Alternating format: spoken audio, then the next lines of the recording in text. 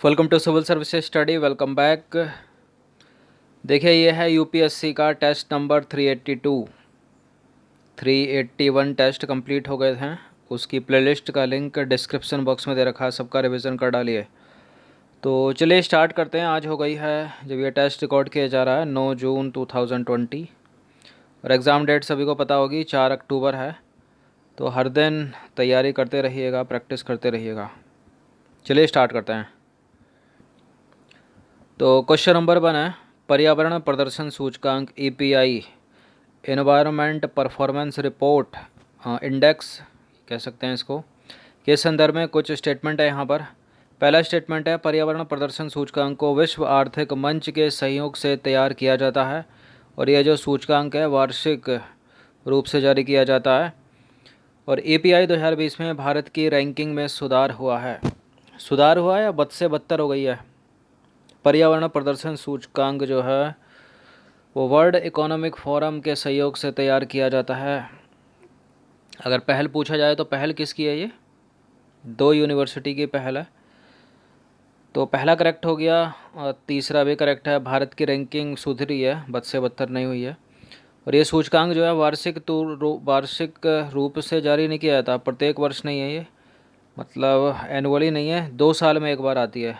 जैसे भारत की वन स्थिति रिपोर्ट आती है ना, वैसे ये है।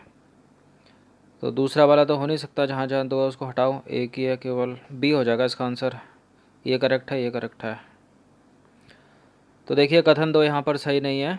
पर्यावरण प्रदर्शन सूचकांक EPI को येल विश्वविद्यालय के centre for environmental law and policy और कोलंबिया विश्वविद्यालय के सेंटर फॉर इंटरनेशनल अर्थ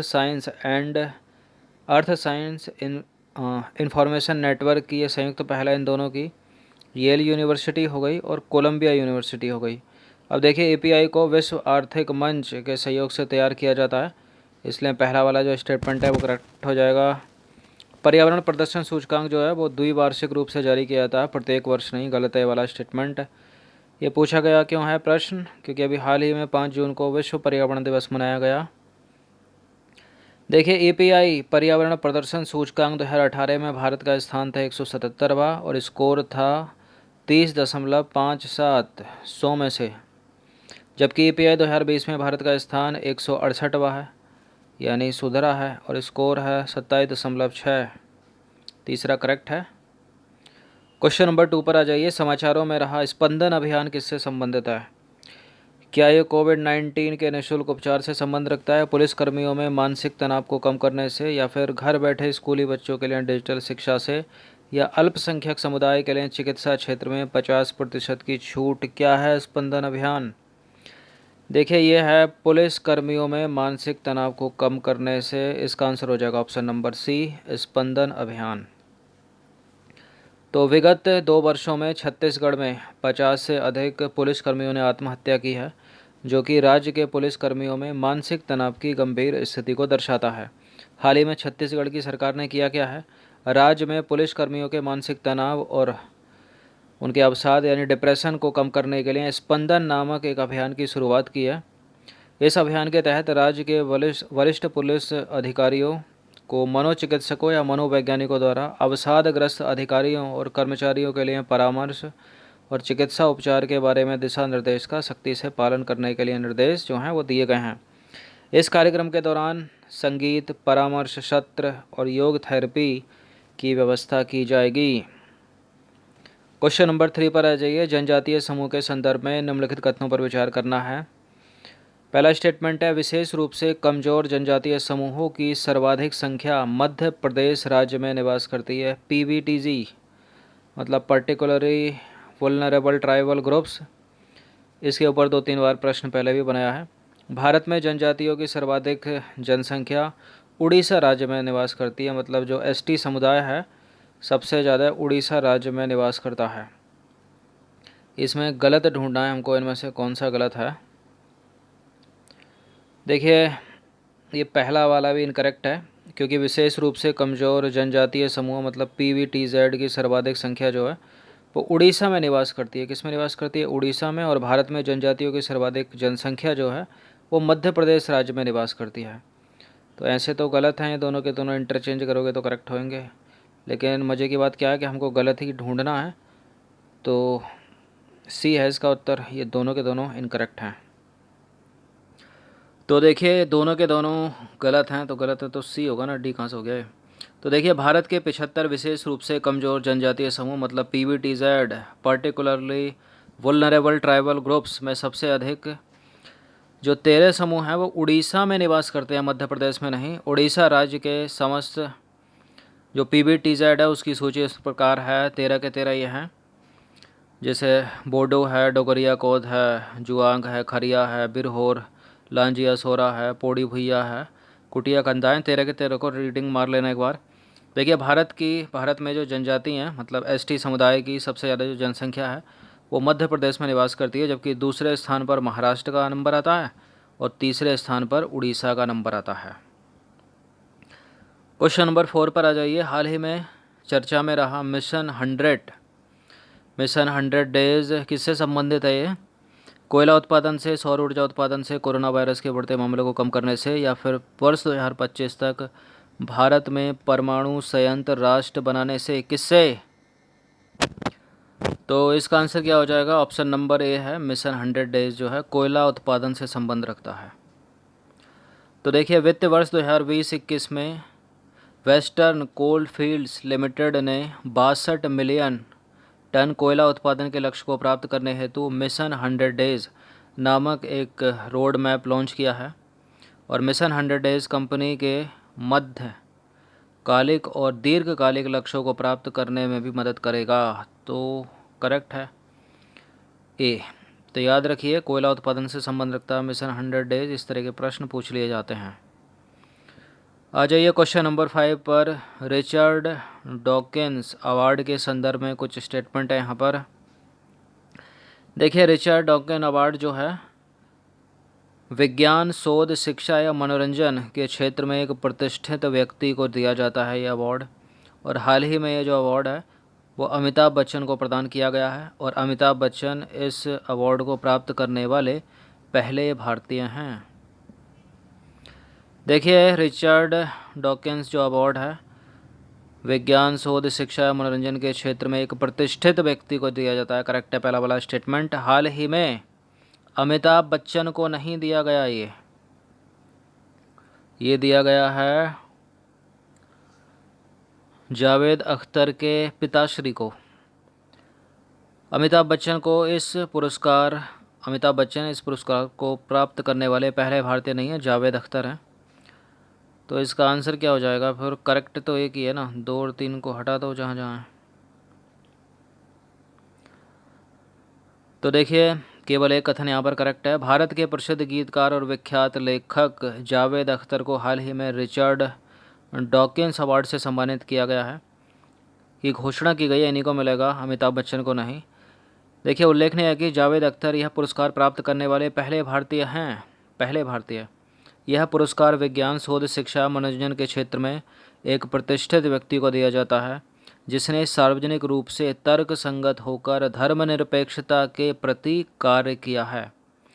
यह जो पुरस्कार है प्रसिद्ध अंग्रेजी विकासवादी जीव विज्ञानी रिचर्ड डॉकिंस के नाम पर दिया जाता है। रिचर्ड डॉकिंस ऑक्सफोर्ड यूनिवर्सिटी में एक प्रोफेसर थे और सृष्टिवाद के मुखर आलोचक थे।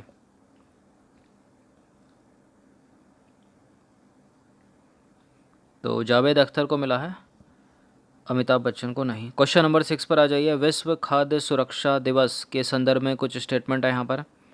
देखिए इस दिवस के आयोजन का मुख्य उद्देश्य सुरक्षित खाद्य मानकों को बनाए रखने के बारे में जागरूकता पैदा करना और खाद्य जनित बीमारियों के कारण होने वाली मौतों को कम करना है। और प्रत्येक वर्ष 7 जून को विश्व खाद्य सुरक्षा दिवस मनाया जाता है, यानी 2 दिन पहले ही मनाया गया होगा, आज 9 जून है। इस दिवस को पहली बार 2019 में मनाया गया था।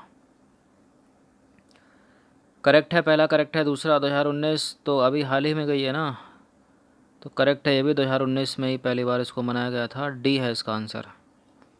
सारे के सारे करेक्ट हैं। तो प्रत्येक वर्ष 7 जून को दुनिया भर में विश्व खाद्य सुरक्षा दिवस, वर्ल्ड फूड सेफ्टी डे मनाया जाता है। इस दिवस के आयोजन का मुख्य उद्देश्य सुरक्षित खाद्य मानकों को बनाए रखने के बारे में जागरूकता पैदा करना और खाद्य जनित बीमारियों के कारण होने वाली मृत्यु को कम करना है।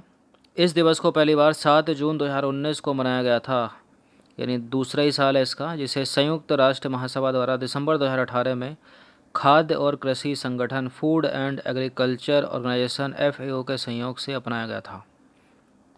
तो पहली बार 2019 में मनाया गया 7 जून 2020 को, फिर अभी दूसरी बार 7 जून 2020 को भी मनाया गया, यानी 2 बार ये मनाया जा चुका है।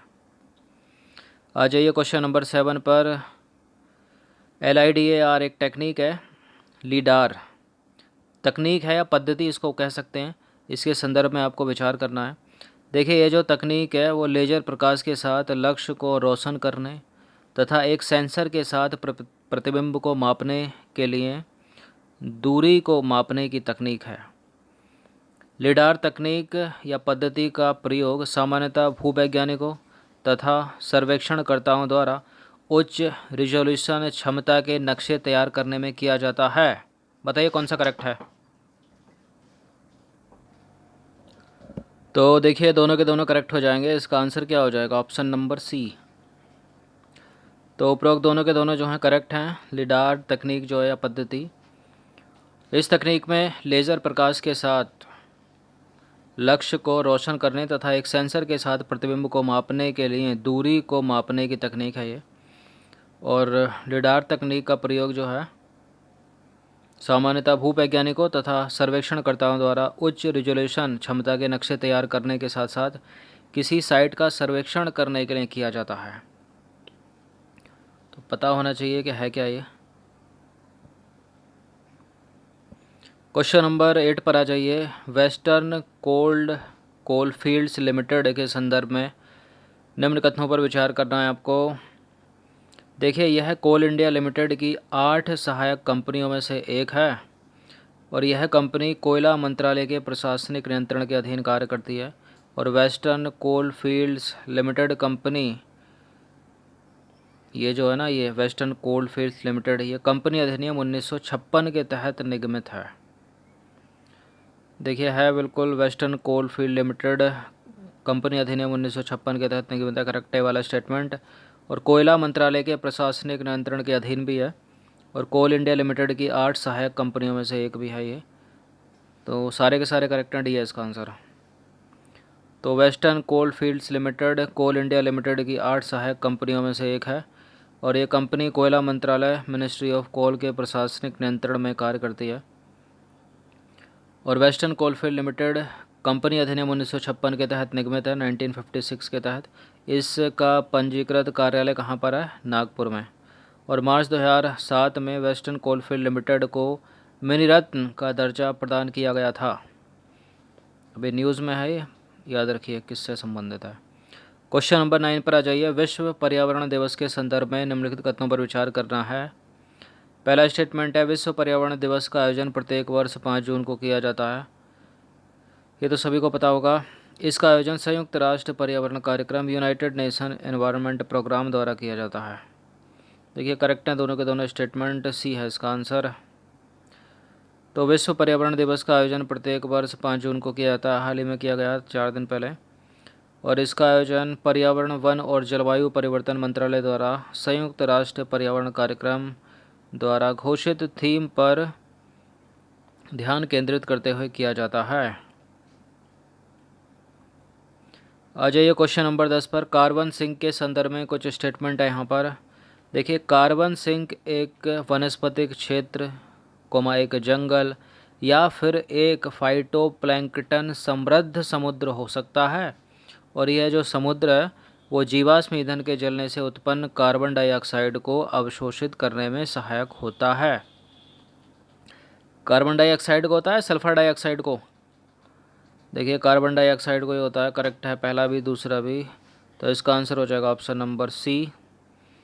तो दोनों के दोनों करेक्ट हैं। कार्बन सिंक एक वनस्पतिक क्षेत्र या फिर एक जंगल या फिर एक फाइटोप्लैंक्टन समृद्ध समुद्र हो सकता है जो जीवाश्म ईंधन के जलने से उत्पन्न कार्बन डाइऑक्साइड मतलब CO2 को अवशोषित करने में सहायक होता है।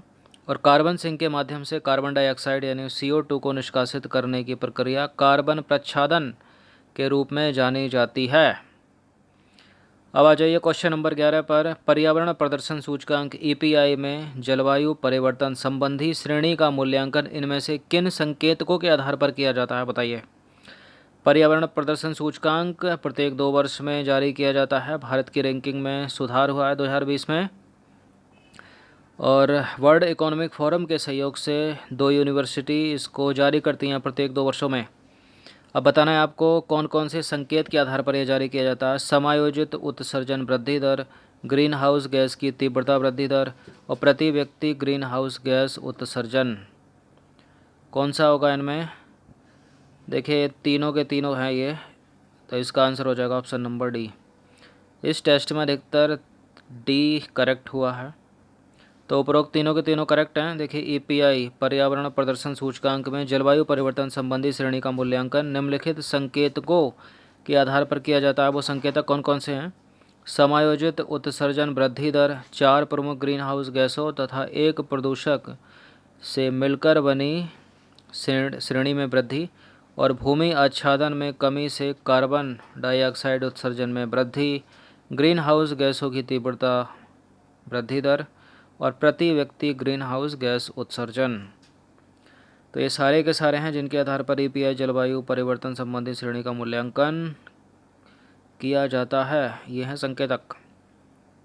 तो ये 11 प्रश्न थे इंपॉर्टेंट, अच्छे से इसका रिवीजन कर लेना, कम से कम 3 बार करना, क्योंकि कुछ वर्ड इसमें क्लिष्ट हैं। चलिए धन्यवाद।